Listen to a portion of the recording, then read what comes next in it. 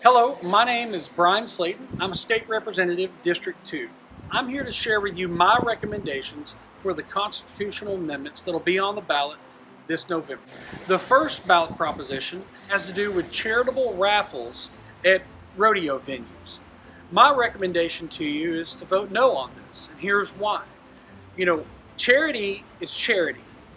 Raffles are just another form of gambling, and we see that more and more coming into our society, and the idea of getting something or getting a lot for nothing or very little. And just me personally, the Bible teaches a theology of work. We should work and earn every dollar, and the idea of expanding gambling, even though it's under the guise of charity, is something we should avoid as Texans, and I encourage you to vote no. And the second ballot proposition you have, and I'm going to read it real quick, the constitutional amendment authorizing a county to finance the development or redevelopment of transportation or infrastructure in unproductive, underdeveloped, or blighted areas of the county. My recommendation for this is to vote no, because as I ran for office and talked to many constituents, everyone is concerned with their property taxes.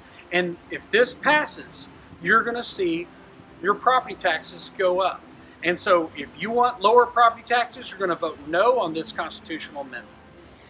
The third ballot proposition prohibits the state from shutting or closing down any religious institution, which is what we saw during COVID. We saw churches being shut down. And I'm telling you, this is the best yes vote you can cast on the ballot. Protect religious liberty. The government should never have the authority to shut down any church. So vote yes. This fourth proposition has to do with eligibility of judges, and let me read them. Supreme Court, Judge of the Court of Criminal Appeals, a Justice of the Court of Appeals, and a District Judge. It's trying to change that eligibility.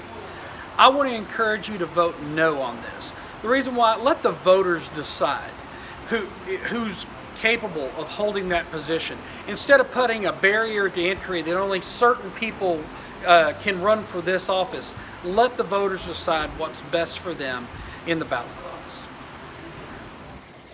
The fifth proposition gives additional powers to the State Commission on Judicial Conduct for judicial candidates.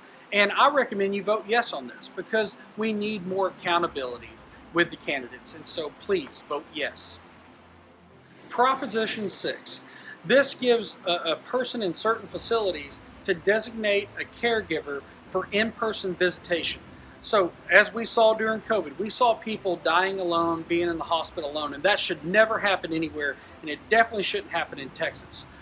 And my recommendation is to vote yes on this. Let families be with their loved ones in these very troubling times and stressful times.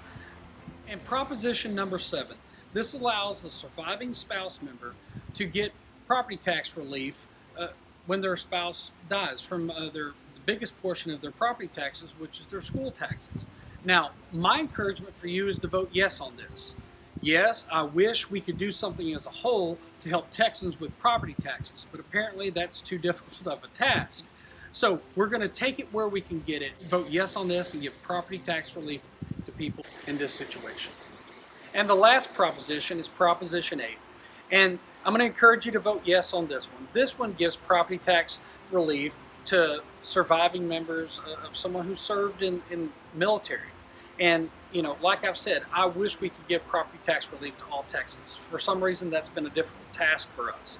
But we'll take it where we can get it. And these people whose loved ones served our country and then passed away, they need this property tax relief. So please vote yes on Proposition 8. I'm State Representative Brian Slayton, and I approve this message.